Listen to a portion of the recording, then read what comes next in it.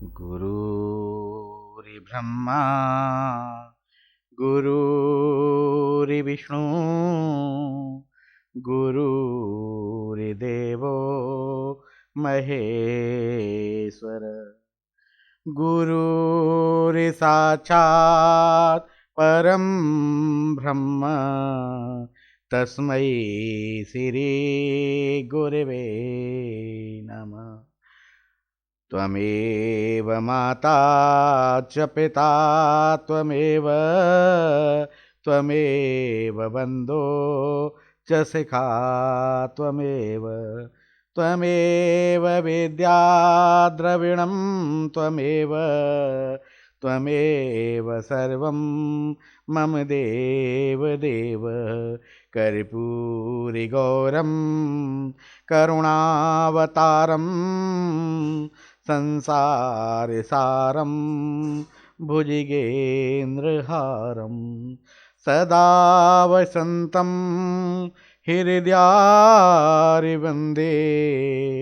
भवं भवानी सहितं नमामि।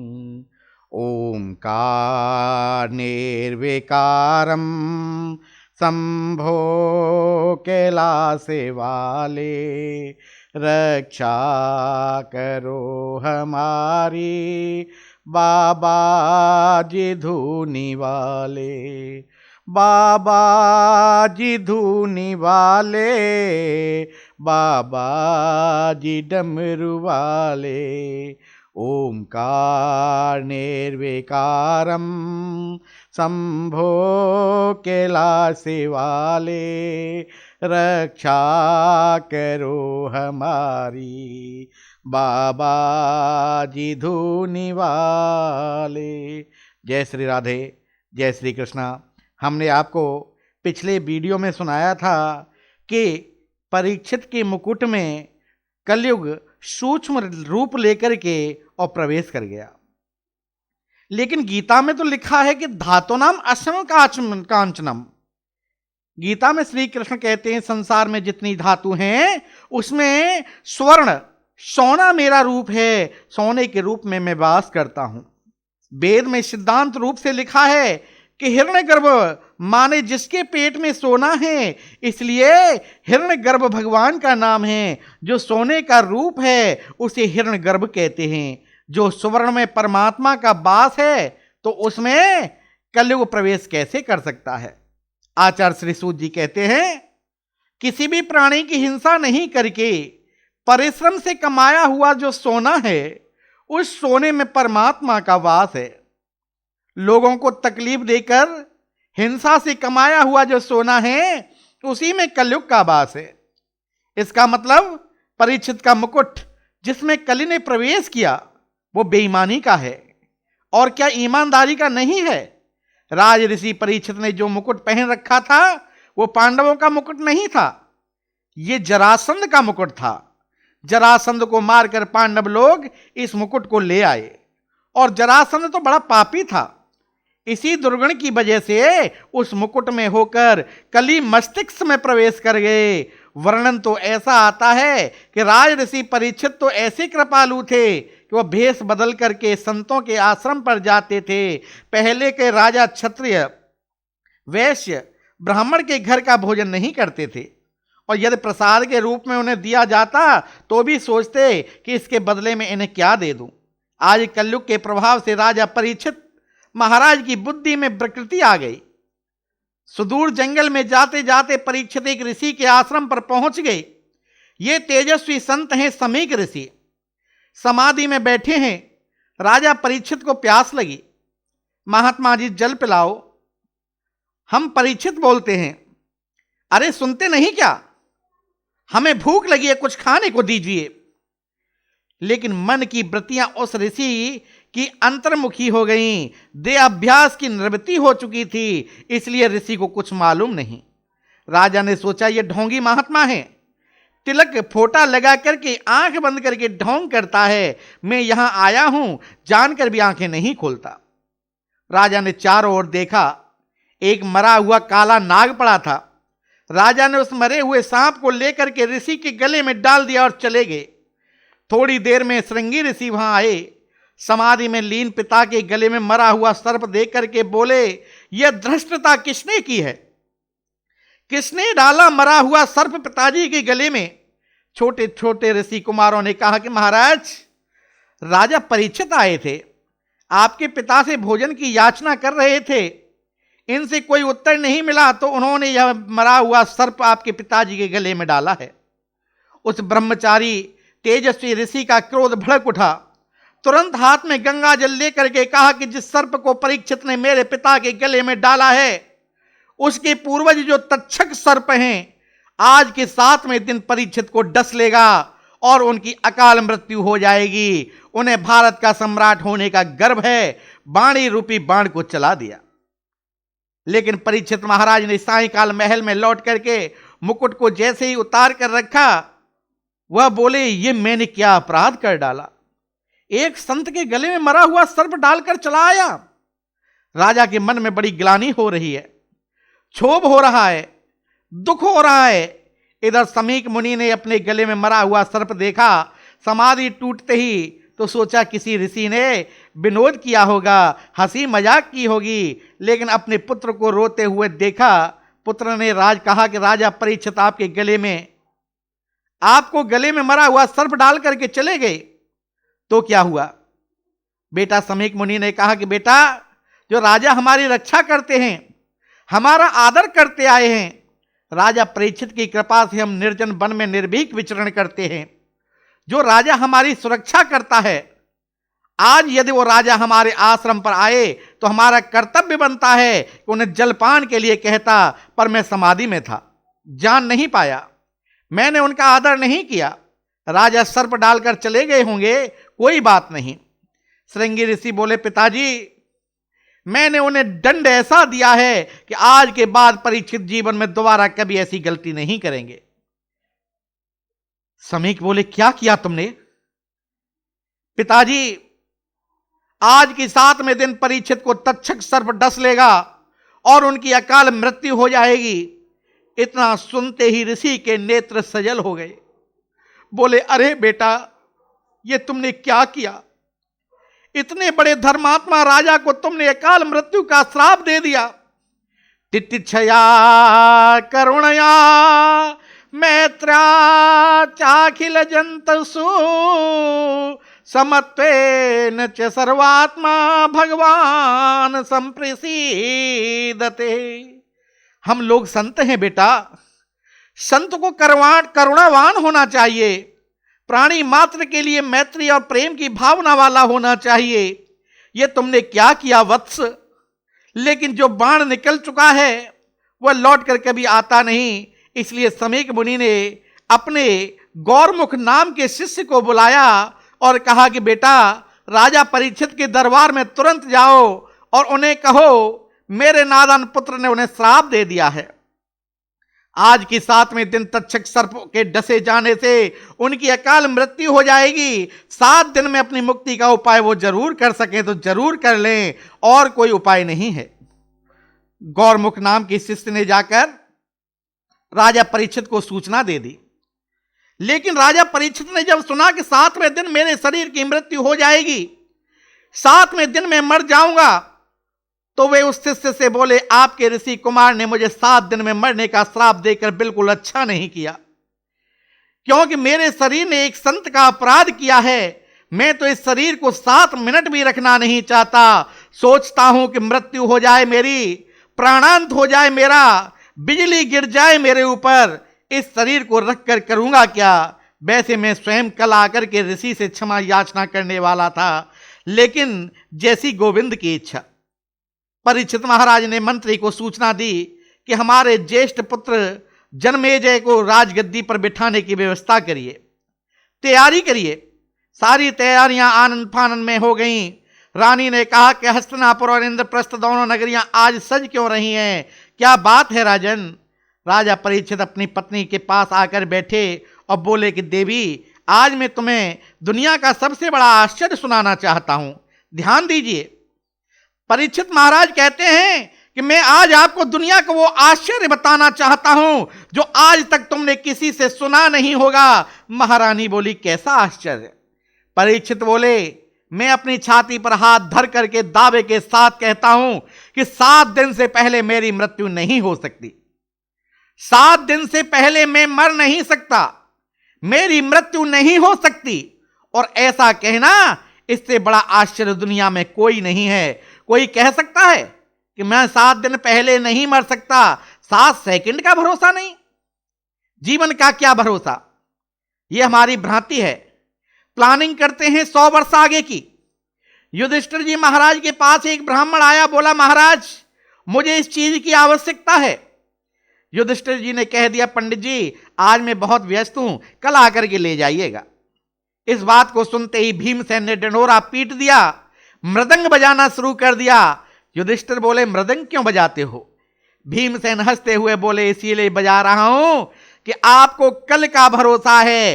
अरे भरोसा तो यह भी मत करो कि जो सांस निकल गया वो लौट कर आएगा कि नहीं। हम जमीन पर चल रहे हैं, एक पांव रखा है, दूसरा रख पाऊंगा कि नहीं, इसकी गारंटी नहीं है।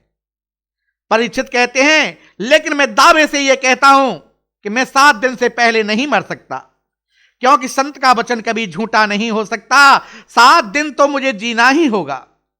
परीक्षित अपने बेटे को राज्याभिषिक्त करने के बाद तुरंत अपने गृह का त्याग करके चले गए।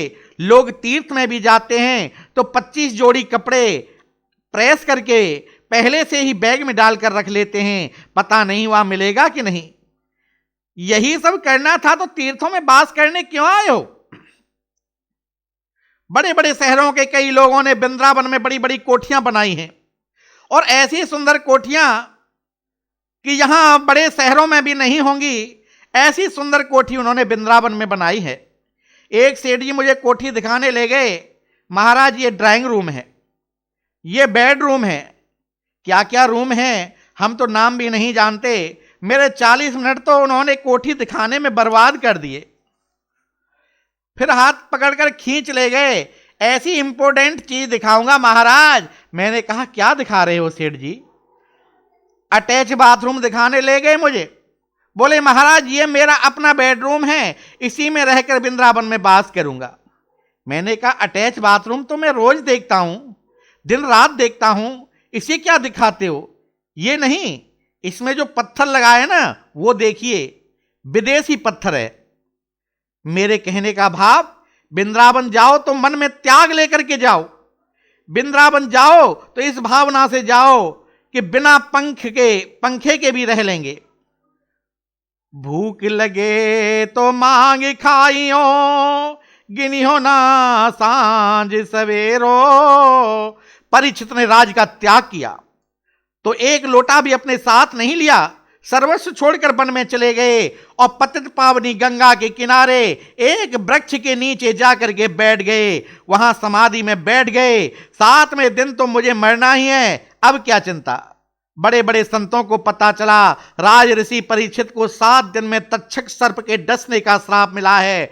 अत्रि, वशिष्ठ, च्यवन्न, गौतम, देवल, देवरात, दुर्वासा, भृगु, अंगिरा, कश्यप्य, वामदेव, समस्त संत वहां पहुंचे। राजन हम ये क्या सुन रहे हैं? आज के 7वें दिन आपको तक्षक सर्प डस लेगा, आपकी मृत्यु हो जाएगी। राजा ने कहा नहीं, मुझे कोई श्राप नहीं लगा, मुझे तो बहुत बड़ा वरदान मिला है भगवान। गिरिजा संत समागम सभा लाभ कछु आन।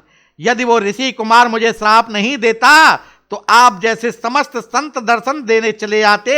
ऐसा श्राप मुझे बहुत पहले मिल जाना चाहिए था। मैं तो इसे वरदान मानता हूं, श्राप कैसे कहूं। आप विचार कीजिए, तकरीबन 25,000 संत परीक्षित के पास आए, क्योंकि किसी सज्जन व्यक्ति को यदि दंड मिले तो दुनिया दुखी होती है। परीक्षित तो परम कृपालु हैं, संतों के हित चिंतक हैं, धर्म परायण हैं, प्रजा के रक्षक हैं। उनको इस प्रकार का श्राप मिलने से सब प्रियजनों को क्लेश हुआ, दुख हुआ, सबको कष्ट हुआ, इसीलिए सब दौड़े दौड़े आए। परीक्षित की सभा में ब्रह्मा के पुत्र वशिष्ठ मुनि बैठे हैं। वशिष्ठ मुनि के पुत्र शक्ति तो रहे नहीं, शक्ति के पुत्र पाराशर मुनि बैठे हैं, पाराशर मुनि के पुत्र वेद व्यास भी बैठे हैं। आपको जरा और स्पष्ट कर दूं कि वशिष्ठ मुनि जो हैं जो सुखदेव के परबाबा लगते हैं। पाराशर मुनि सुखदेव के बाबा लगते हैं। व्यास जी हैं जो सुखदेव के पिताजी हैं। मार्कंडेय ऋषि बैठे हैं। ये मार्कंडेय ऋषि तो ऐसे हैं जिनके जीवन में हजारों इंद्र बदल चुके हैं। ऐसे ऐसे महान तपस्वी संत बैठे हैं, लेकिन यह निर्णय कोई नहीं कर पाया कि 7 दिन में परीक्षित को मोक्ष कैसे मिले। परीक्षित ने कहा, मैं व्यर्थ की बातों में आप संतों का समय नष्ट नहीं करना चाहता, इसलिए केवल इतना बताइए, 7 दिन में मरने वाले की मुक्ति का उपाय क्या है। कोई निर्णय नहीं कर पाया।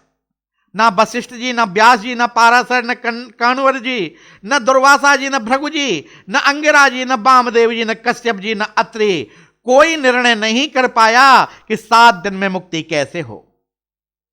लेकिन मेरे कृष्ण के परम लाडले, व्यास के परम वंदनीय पुत्र, 16 वर्षीय आदरणीय सुखदेव जी महाराज, जो कृष्ण की समाधि में बैठे थे, व्यास से भागवत पढ़ने के बाद वो वन में चले गए। तुरंत उन श्री सुखदेव की समाधि टूटी और सुखदेव का मन कहता है कि चलो परीक्षित के पास, चलो परीक्षित के पास। सुखदेव जी महाराज चले। 4 अंगुल की लंगोटी के अलावा जिनके शरीर पर कोई वस्त्र नहीं है, चौड़ा वक्ष स्थल, लंबी भुजाएं, 16 वर्ष, परम सुंदर नीलमणि जैसा चमकता जिनका चेहरा, ऐसे सुखदेव जी महाराज का आगमन हुआ। इतना ऊंचा संत आ रहा है तो भीड़ लगी होगी। 2-4 हजार लोग आगे होंगे, 2-4 हजार लोग पीछे होंगे। नहीं, सुखदेव के साथ एक भी शिष्य नहीं। जब गांव के किनारे से निकलने लगे तो बच्चे उनके पीछे जरूर दौड़ने लगे। नंगा बाबा आया है, नंगा बाबा आया है। 16 वर्ष के सुखदेव राज ऋषि परीक्षित की सभा में जैसे ही पहुंचे तो परीक्षित की सभा में सुखदेव के पिताजी, सुखदेव के बाबा, पाराशर बाबा और सब लंबी लंबी उम्र वाले संत हैं, वो सब 16 वर्ष के सुखदेव को देख करके खड़े हो गए। बोलिए सुखदेव जी महाराज की जय। सुखदेव परीक्षित से बोले, समझो मुक्ति मिल गई। राजा परीक्षित के हर्ष की सीमा नहीं रही, सुखदेव के चरणों में गिर पड़े। आपको सुखदेव जी का एक और परिचय दे दूं। सुखदेव जी का कोई आश्रम नहीं है, सुखदेव जी के पास पानी पीने के लिए कमंडल भी नहीं है, केवल 4 अंगुल की लंगोटी पहने हैं, केले के छिलके की। सुखदेव सभा में जाकर बैठे। सुखदेव का नियम था, जितना समय एक गाय को दोहने में लगता है उतनी देर एक द्वार पर खड़े होते थे। 5 घरों से भिक्षा लेते थे। द्वार पर जाकर ये नहीं कहते थे कि माम भिक्षाम देही।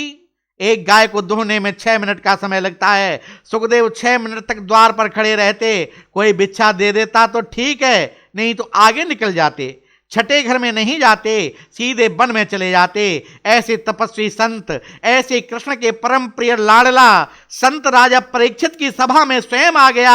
आज उल्टी गंगा बह गई, कुआं प्यासा के पास आ गया, प्यासा कुएं के पास नहीं गया। राजा परीक्षित ने हाथ जोड़ करके कहा, अहो मेरा बहुत बड़ा भाग्य है, मैं किन शब्दों में अपने भाग्य की सराहना करूं। मेरे पास शब्द ही नहीं है। आज अतिथि के रूप में स्वयं भगवान सुखदेव पधारे हैं। आप जैसे महापुरुष को तो नाम स्मरण मात्र से ही सब अमंगल दूर हो जाते हैं। आपके दर्शन करने का अवसर मिला, इससे बड़ा सौभाग्य और क्या होगा। परीक्षित महाराज ने सुखदेव का पूजन किया। संतों ने इशारा किया कि ज्यादा प्रशंसा करोगे तो उठ करके चले जाएंगे, इनसे ज्यादा बड़ाई अच्छी नहीं लगती। इसलिए राजा परीक्षित ने सुखदेव का पूजन किया और तुरंत उनसे प्रश्न किया। परीक्षित बोले, मुझे परम आनंद मिला आपका पदार्पण होने से। मैं आपसे एक ही प्रश्न करना चाहता हूं। अतः प्रक्षामि सिद्धि योगिनां परम गुरुं पुरस्य यत्कार्य म्रियमाणस्य सर्वथा। जल्दी मरने वाले व्यक्ति को मुक्ति का उपाय है। क्या उपाय है? कितना संक्षिप्त प्रश्न है। प्रश्न है कितना संक्षिप्त। जल्दी मरने वाले को क्या करना चाहिए, बस यही कृपा करके मुझे बताएं। परीक्षित चाहते तो यह भी कह सकते थे कि मेरी मृत्यु को टाल दीजिए। सुखदेव टाल सकते थे, लेकिन ऐसा नहीं पूछा। परीक्षित ने तो एक संक्षिप्त परिचय प्रश्न किया कि जल्दी मरने वालों को क्या करना चाहिए। सुखदेव इस बात को सुनकर के बहुत गदगद हो गए। राजन, जल्दी मरने वाले को क्या करना चाहिए? यह प्रश्न जो तुमने किया है अपने लिए नहीं किया। जय श्री कृष्ण। श्रीमद्भागवत कथासार प्रथम स्कंदम समाप्तम। हरे रामा हे रामा रामा हरे हरे, हरे कृष्णा हे कृष्णा कृष्णा हरे हरे। मेरी ऐसी ही भक्तिपूर्ण भरी हुई वीडियो देखने के लिए, सुनने के लिए मेरे YouTube चैनल भक्ति उमंग को सब्सक्राइब करें, लाइक करें। जय श्री राधे, जय श्री कृष्ण।